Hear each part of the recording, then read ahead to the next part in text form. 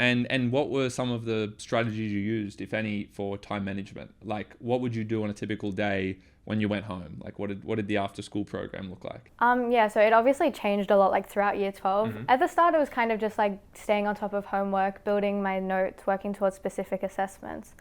But then towards like the actual HSC and trials, I kind of like, I would map out like in the months before trials and HSC, like every day I'd have a specific subject I wanted to focus on.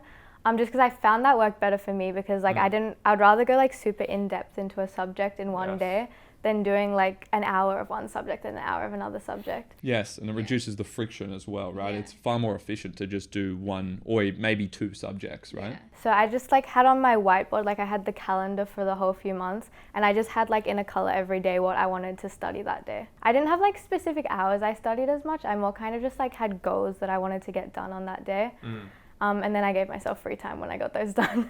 That's great. Actually, let's talk about that, because that's really important, having like kind of a reward system almost. So it's that which operates as a really effective incentive. So you would set certain goals. It wasn't about time, it was about output, which is really cool to hear, because I think that's a way better way to approach it. And once you hit those targets, you would then, activate the reward system, and you get the dopamine hit as well. Like you feel satisfied. It's really important to do that, right? So it's not so much like, oh, just work until I go to sleep. It's like work until I get X, Y, and Z done. And then you can go watch a movie, you can go do whatever, right? Yeah, and I don't know if this is true, but one of my teachers told me like your last hour before you sleep should just be free time, because otherwise you're still going to be thinking about your work and you won't sleep well. So I found it really important to make sure I had a bit of relaxation, so I was sleeping properly during like all of studying.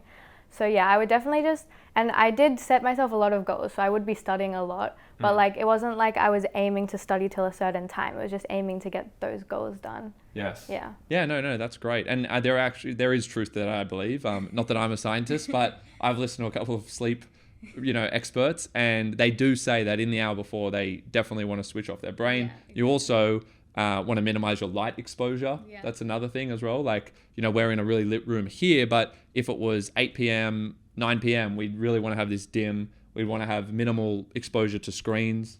So all those things factor into the sleep quality as well. How long do you think you would sleep in per night on average? Probably around 8 hours. 8 hours? I really made sure I was sleeping, because I just do not do well when I don't sleep. Some people are amazing and can run on like 4 or 5 hours sleep, but that's not me. I mean, I always doubt, when people say that, I'm always skeptical, because people think they can run off 4 or 5 hours, but in the long term, they've proven you really can't. There's like 0.01% of people who can actually operate, without detriment to their health on 4 hours of sleep. So basically, for everyone watching, I mean, if you think you can do 4 hours, you actually can't. Even if you feel fine the next day, it's probably taking a huge toll on your health. And they've shown that time and time again. A really good podcast on that, by the way. Matthew Walker is a guy that you can all watch, and he does an interview with Joe Rogan and a few other guys on podcasts for like hours, and he goes through all of it.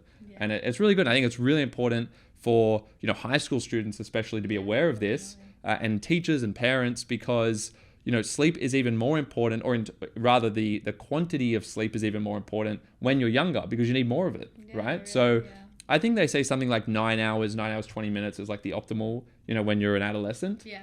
So 8, I mean, you're probably just cutting it fine there, but obviously it didn't do too much harm to your results, which is good. So